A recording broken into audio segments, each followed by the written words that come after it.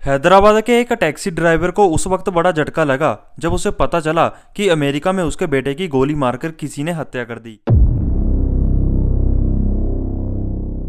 यह मुद्दा इतना संगीन है कि मुझे बोलने पर मजबूर कर दिया। अखबार में, न्यूज चैनल में, सोशल मीडिया में हम अक्सर देखते हैं कि आए दिन अमेरिका में इंडियंस के साथ कुछ न कुछ बुरा होता रहता है। कभी किसी इंडियन बैंकर को मार दिया, कभी इंडियन इंजीनियर को मार दिया, और तो और कभी कभी पार्ट टाइम जॉब करने वालों को भी नहीं बख्शा जाता। आखिर ऐसा क्यों? क्या इंडियंस अमेरिका वालों के लिए एक थ्रेट है? चिंता इसलिए हो रही है क्योंकि ट्रंप के प्रेसिडेंट बनते ही यह खतरा और बढ़ सकता है। ट्रंप एक नेशनलिस्ट पार्टी से आते हैं और उनके प्रेसिडेंट बनते ही वो हर वो चीज करेंगे जो अमेरिका के फेवर में होंगी, और उसके लिए वो किसी भी लिमिट तक जा सकते हैं। वर्ल्ड ट्रेड को लेकर पॉलिसी हो या फिर अमेरिका वीजा को लेकर पॉलिसी हो, ट्रंप हर जगह अपना ट्रंप कार्ड खेलते रहेंगे। अमेरिका में राइफल्स, गन्स, पिस्टल ऐसे मिल जाते हैं जैसे ग्रोसरी का सामान हो। ट्रंप की पिछली टर्म में भी उन पर काफी प्रेशर था कि वो देश से हथियारों की बिक्री पर रोक लगाएं, थोड़ी सख्ती बरतें, क्योंकि अमेरिका में क्राइम इतना बढ़ चुका है कि उससे खुद अमेरिका वासी तंग आ चुके हैं। कुछ दिन पहले अमेरिका की न्यूयॉर्क सिटी और वाशिंगटन डीसी में ओपन फायरिंग की गई,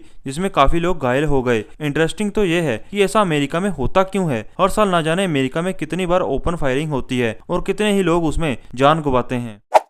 अगर यही सब भारत में हो रहा होता तो पता नहीं अमेरिका में बैठी सरकार और एजेंसियां उसे क्या नाम देती। एक वक्त था जब पूरा वर्ल्ड कॉलोनीज हुआ करता था। कोई ब्रिटिशर्स की कॉलोनीज का हिस्सा था तो कोई फ्रेंच कॉलोनीज का। बहुत सारे देश तब का कमाया हुआ ही खा रहे हैं। फर्स्ट वर्ल्ड वॉर और सेकंड वर्ल्ड वॉर के बाद अमेरिका वर्ल्ड की सुपर पावर बनकर निकला, जो आज तक कायम है। अगर देखा जाए तो आज पूरी दुनिया अमेरिका की कॉलोनीज का हिस्सा है। अमेरिका डायरेक्ट ना चाहे बट इनडायरेक्टली सब पर हुकूमत करता है। आज की डेट में दुनिया की सबसे बड़ी बड़ी कंपनियां अमेरिका में है। पूरी दुनिया का डेटा भी उसी के हाथ में है। हम फेसबुक, गूगल, आईफोन का यूज करते हैं। आपको क्या लगता है अमेरिका हमारे बारे में कुछ न जानता होगा? सभी देश की करेंसी का स्टैंडर्ड अमेरिकन डॉलर से कंपेयर होता है। अमेरिका की एजेंसीज दूसरे देश की media, happiness, liberty, education, finance, crime, politics, strength, independence, religion को लेकर जो भी रिपोर्ट देती है उससे उस देश का एक स्टैंडर्ड फिक्स हो जाता है। किस तरह अमेरिका ने तालिबान का यूज किया और पूरे अफगानिस्तान को बर्बाद कर दिया, ये सब तो आप जानते ही होंगे। सीरिया, इजराइल, फिलिस्तीन देशों की लड़ाई का मास्टरमाइंड भी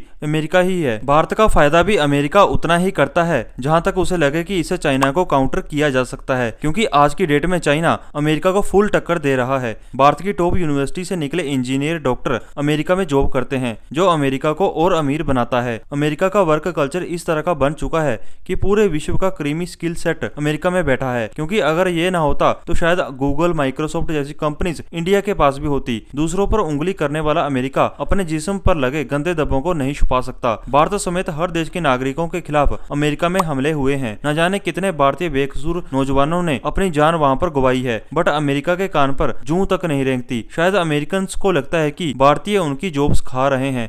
अमेरिकन का रंग गोरा है और भारतीयों का रंग सांवला है। शायद यह भी नफरत का कारण हो सकता है। वर्ल्ड ट्रेड सेंटर पर हुए हमले के बाद हर अमेरिकन को शायद लंबे बालों और लंबी दाढ़ी वाला टेररिस्ट लगता है। अब ये तो अमेरिकन की गलतफहमी है, हम उनका इलाज नहीं कर सकते। अब पता नहीं भारतीय सरकार इस चीज को लेकर क्या सोचती है। शायद उनको कोई फर्क ही ना पड़ता हो, बट जिसकी जान चली गई उनके परिवार में जो मातम छाया होगा उसको फेस करने की एक हिम्मत होनी चाहिए। अगर वीडियो सही लगी तो कीप सपोर्टिंग मी। मिलते हैं नेक्स्ट वीडियो में।